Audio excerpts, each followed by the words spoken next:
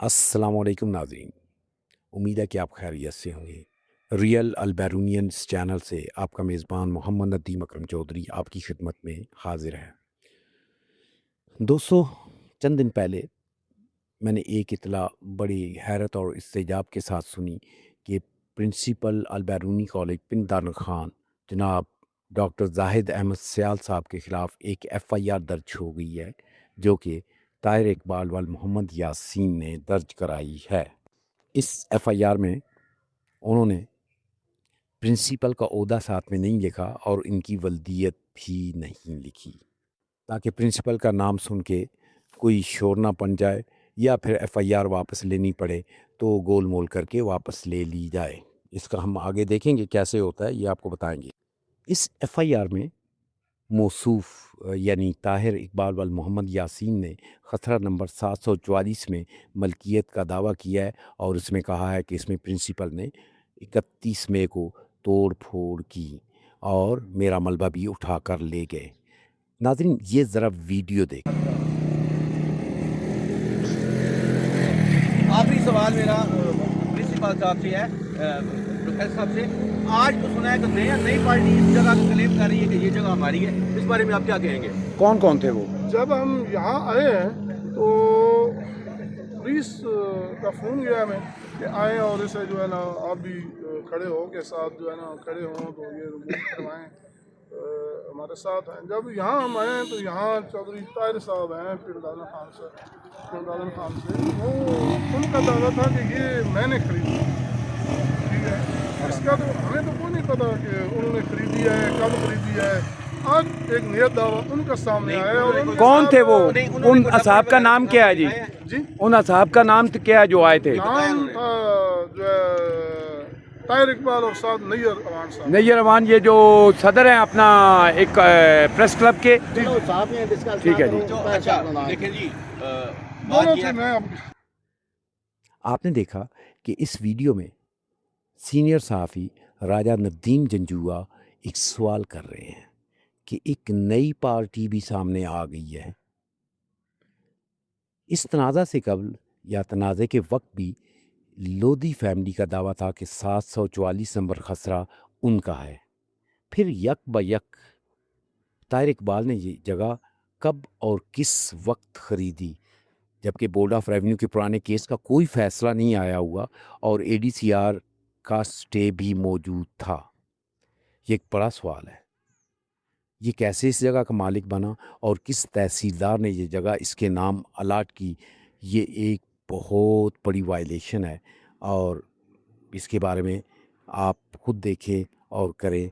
वैसे तो ना अमूमी तौर पे हमें तहसीलदार ना आम काम करने के लिए 10-10 महीनों का चक्कर लगवाते हैं। इसका काम जल्दी कैसे कर देते हैं और इसके पीछे कौन है और कौन से वो लोग हैं जो इसकी पुष्टपनाही कर रहे हैं। चलिए हम आगे चलते हैं, हम देखते हैं कि मौसूफ़ का दावा था कि 31 मई को इसके दावे के मुताबिक 744 खसरा नंबर जो इसका है, जिसका दावा कर रहा है, उसमें तोड़-फोड़ की और ये तोड़-फोड़ प्रिंसिपल ने की और मलबा भी उठा ले गए। नाज़रीन, ये वीडियो और देखें और इसको गौर से देखें। इसमें आपको तहसील के नामवर सहाफ़ी और व्लॉगर आसिफ खोखर और सीनियर सहाफ़ी राजा नदीम जंजुआ कवरेज करते नज़र आ रहे हैं। आपको स्क्रीन पर मारूफ सियासी शख्सियत राजा फ़ारूक जंजुआ ऑफ फिलोवाल भी नज़र आ रहे हैं। ये 31 मई की वीडियो है, हम भी वहीं मौजूद थे। अब ज़रा ये एक अखबार का तराशा सदाए मुस्लिम का 2 जून का देखें। इसमें इसकी सुर्खी क्या है? इसमें लिखा है, कब्ज़ा माफिया से एसी पिंड दारुल खान ने अलबैरूनी कॉलेज की ज़मीन पर कब्ज़ा वागुज़ार करवा लिया। अहले इलाका और कॉलेज इंतज़ामिया का एसी पिंड दारुल खान को खराज तहसीन। नाज़रीन, मैंने सिर्फ 2 मिसालें दी हैं। ऐसे कई तराशे और कई व्लॉग जिसमें इंतज़ामिया को इस एक्शन पर खराज तहसीन पेश किया गया वो पाए जाते हैं और इंतज़ामिया ने कभी डिनाई नहीं किया कि भाई ये ऑपरेशन हमने नहीं किया, आप खामखा क्यों हमको घसीट रहे हो। ना, ऑपरेशन के बाद اور نہ آپریشن کے دوران، اور اگر یہ آپریشن انتظامیہ نے نہیں کیا تھا تو پھر ایک کام تو بنتا تھا نا کہ یہ لوگ جاتے اور ایف آئی آر درج کروا دیتے کہ پرنسپل نے تم سے یہ چیزیں توڑ پھوڑ کی اور ہمارا رقبہ اس کے اندر سے یہ تعمیری ملبہ اٹھا کر لے گئے، چلیے دوسرے دن کر دیتے۔ حالانکہ وہاں پہ آئے تھے یہ آپ نے دیکھا ہے، نیر اوان ایک صحافی تھا وہ، اور اس کے ساتھ یہ طاہر اقبال، یہ دونوں آئے تھے اور چند دوستوں کے ہمراہ، لیکن ان نے نہ پولیس کی طرف گئے نہ کہیں اور گئے، اور خاموشی سے گھر میں واپس چلے گئے۔ اب یہ جو ایف آئی آر کروا رہے ہیں اس کی وجہ یہ ہے کہ اس پروفیسر عصمت حیدر کی جو موجودگی ہے اس کو وجہ بنا کے کر رہے ہیں۔ اب ان کی موجودگی کیوں ہے؟ جب ہم نے مزید کالج کی انتظامیہ سے پوچھا تو انہوں نے بتایا کہ 31 مئی کو چوڑا چوکی کے انچارج نے اور بعد میں ڈی ایس پی پن دارن خان نے پرنسپل کو فون کر کے بتایا کہ ہمیں لیبر کم مل رہی ہے، ہم اس کا آپریشن کلین اپ کرنا چاہتے ہیں، یہاں سے غیر قانونی ملبہ اٹھانا چاہتے ہیں، آپ کائنڈلی کالج کے درجہ چہارم کے ملازم اور اگر کچھ لیبر مل سکتی ہے اور تو وہ لے کے وہاں پہ پہنچیں۔ تو پرنسپل نے یہ عصمت حیدر کے ذمہ لگایا جنہوں نے یہ ارینج کر دیا اور خود بھی وہاں پہ موجود تھے۔ تو ناظرین، بہرحال یہ وقت گزر گیا، انہیں اس کے قریباً 2.5 مہینے بعد یہ ایف آئی آر درج کروائی۔ اس کی بہت سی وجوہات ہیں، کیونکہ محکمہ مال کی طرف سے بھی کچھ کاروائیاں انہوں نے مکمل کروانی تھی جو کہ محکمہ مال نے کمال دلیری سے اور انتہائی لاقانونیت سے مکمل کی۔ جب یہ سارے کام ہو گئے تو انہوں نے ڈی ایس پی پن دارن خان اور ایس پی انویسٹیگیشن جیلم میں پرنسپل کے خلاف اپلیکیشنز دیں اور بارہا کوشش کی کہ ان دونوں کے درمیان پینڈولم بنایا جائے۔ یہ سارے کام کرنے کے بعد بالآخر نتیجہ ایف آئی آر کی صورت میں نکلا۔ اب دوستو، ہم یہ دیکھتے ہیں ان پرنسپل کا قصور کیا ہے، اس نے کیا جرم کیا جو یہ لوگ اس کے مخالف ہو گئے ہیں۔ تو ہم ان کے قصور یا جرائم آپ کو گنواتے ہیں۔ پرنسپل کا پہلا جرم یہ ہے کہ اس مافیا نے، قبضہ مافیا نے یوں ہی ابتدائی کنسٹرکشن کی تو پرنسپل نے اس کو رکوا دیا 15 پہ کال کر کے، اور ان کو وہ اٹھا کے لے گئے۔ اور دوسرا جرم یہ ہے کہ انہوں نے تحصیلی اور ضلعی انتظامیہ کو اس معاملے میں مکمل بریف کیا اور A D C R additional deputy commissioner revenue سے ایک سٹے لے کے آ گئے، جس کی کاپی آپ کو دکھائی جا رہی ہے۔ اس کے بعد آپریشن کے بعد پرنسپل نے بورڈ آف ریونیو سے رجوع کیا، کیونکہ ان کی چیرہ دستیاں آگے بڑھ رہی تھیں۔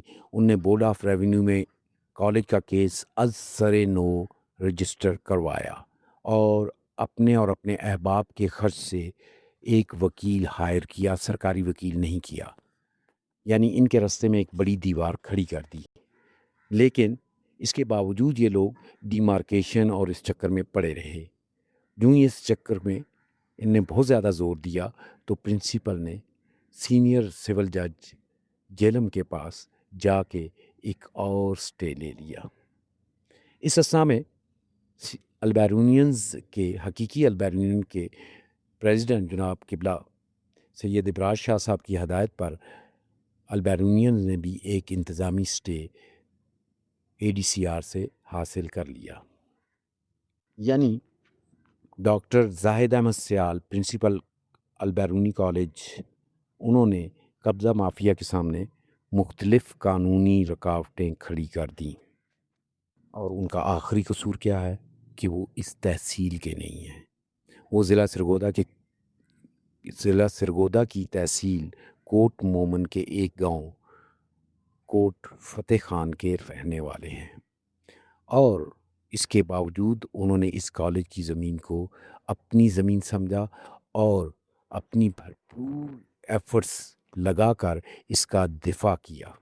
یہ کام کس کا تھا ناظرین؟ یہ ان کا کام تھا، اس کے ساتھ ساتھ آپ کے نمائندوں کا کام تھا، ایم این اے اور ایم پی اے کا تھا، چاہے وہ سابقہ ہوں یا موجودہ ہوں۔ لیکن ان کو توفیق ہی نہیں ہوئی۔ اس معاملے میں حصہ لینے کی. باقی معاملات میں بہت بڑھ چڑھ کے انہوں نے کام کیے ہیں. اپنی ذاتی کام کے لیے انہوں نے آخری جو سفارشیں ہیں وہ بھی لگا دیں، لیکن اس علاقے کی اس تعلیمی درسگاہ کے لیے، بچوں کے مستقبل کے لیے انہوں نے پلٹ کر بھی نہیں پوچھا، اور فون پہ فون کریں تو فون نہیں اٹھاتے. بالخصوص ہمارے نوابزادگان. تو ان جرائم کے بعد جب وہ نہیں مانے تو اس کا نتیجہ ان نے پھر آخر پہ یہی نکالا کہ ان کے خلاف ایف آئی آر درج کی جائے، اور یہ ایف آئی آر سر بسر جھوٹ پر مبنی ہے. ہماری درخواست ہے اعلیٰ حکام سے، سیکٹری ایجوکیشن ہائر ایجوکیشن سے، وزیر تعلیم پنجاب سے، اور محترمہ مریم نواز وزیر اعلیٰ پنجاب سے کہ اس کیس میں ذاتی دلچسپی لیں اور ان کی تحقیق کر کے ان کی ایف آئی آر کو خارج کریں، اور اس کا اندراج کرنے اور کروانے والے دونوں کے خلاف قانونی کارروائی کی جائے. ورنہ ہوگا یہ کہ کوئی بندہ، کوئی قانونی ذمہ دار، کوئی کسی محکمے کا ہیڈ ایک حد سے زیادہ دلچسپی نہیں لے گا، اور ایک ایک کر کے، چاہے وہ دارالشفقت ہو یا پھر غلہ منڈی کے گودام جن پہ ان لوگوں نے پہلے بھی قبضے کیے ہیں اور اب بھی کرنے کی کوشش کر رہے ہیں، وہ ان کے حصے میں چلتے جائیں گے.